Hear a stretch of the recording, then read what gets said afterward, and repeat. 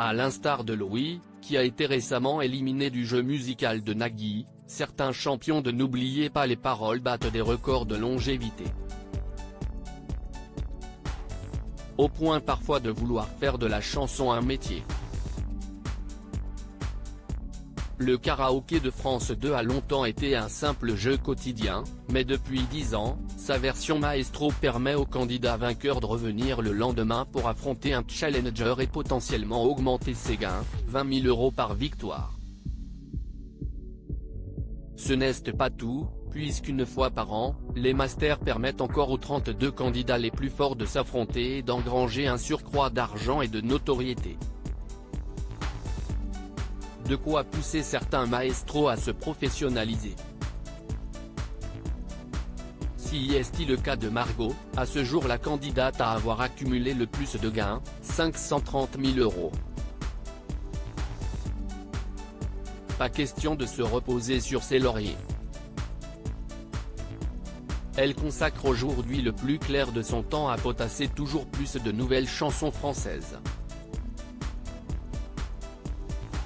Elle dit en maîtriser environ 1500. C'est un peu comme les sportifs avant une compétition, il faut souvent réviser parce qu'on oublie, nous glisse-t-elle. N'oubliez pas les paroles, Hervé a arrêté son activité d'orthophoniste. Ce jeu m'a fait comprendre que c'était ce que j'avais envie de faire. Grâce à l'argent gagné dans le jeu, j'ai pu commencer à travailler en tant qu'artiste. Je n'étais pas dans cette optique-là quand je m'étais inscrit, explique Hervé, un des autres grands maestros du jeu, qui a stoppé son activité d'orthophoniste après 15 ans de pratique.